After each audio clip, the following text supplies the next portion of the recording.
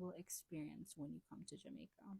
Keep in mind that the registration to go on the cruise closes at 2 p.m. while the boarding process starts at 2:15. You will end up setting sail by 2:30 p.m. and the cruise lasts around 3 to 4 hours max. Make sure to save this post if you or someone you love will be visiting Negril, Jamaica very soon.